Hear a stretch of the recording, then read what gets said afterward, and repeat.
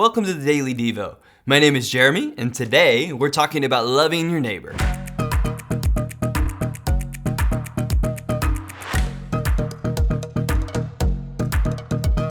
When I was a kid, we used to watch this show called Mr. Rogers. He would come home and put on his sweater and put on his house slippers and sing a song about it being a beautiful day in the neighborhood. And it ended with him saying, "Won't you be my neighbor?" Maybe you can hear the song in your head and know exactly who and what I'm talking about. If not, you'll need to Google Mr. Rogers later. He was an iconic figure in that his show was really about love and kindness. And that was a rarity then, just like it would be a rarity now. What Mr. Rogers didn't really tell us is how do we love our neighbor when we would rather not, or if we had a choice, we would have picked a different neighbor. In Mark chapter 12, a religious leader asked Jesus, what are the two greatest commands? Jesus' answer doesn't leave us much in the way of wiggle room.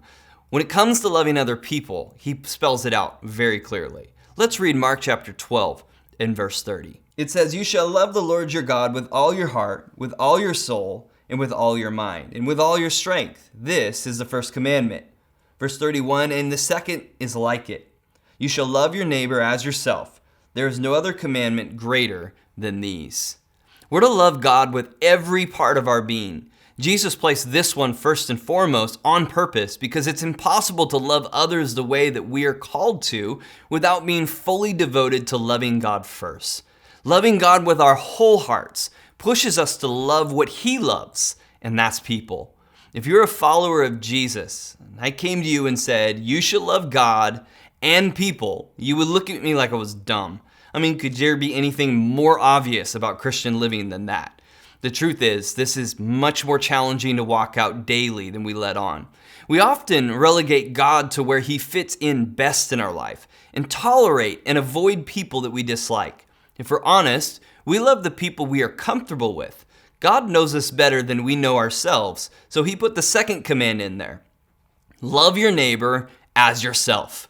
Caring for people that are like us and that we are comfortable with is really just us loving ourselves. But God challenges us to love everyone, and that is tough. Loving your neighbor starts with understanding that it won't be easy. There will be people God brings across your path that you would rather somebody else love.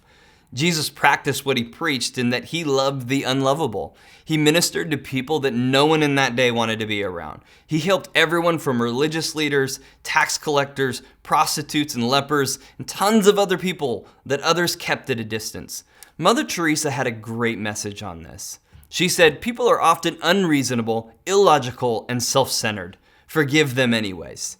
If you're kind, people may accuse you of selfish and ulterior motives. But be kind anyways. If you're successful, you'll win some false friends and some true enemies. Succeed anyways. If you're honest and frank, people may cheat you.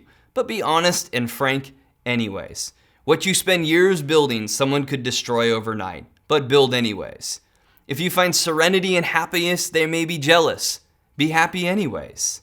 The good you do today, people will often forget tomorrow. But do good anyways. Give the world the best you have, and it may never be enough, but give the world the best you got anyways. You see, in the final analysis, it's between you and God. It was never between you and them anyways.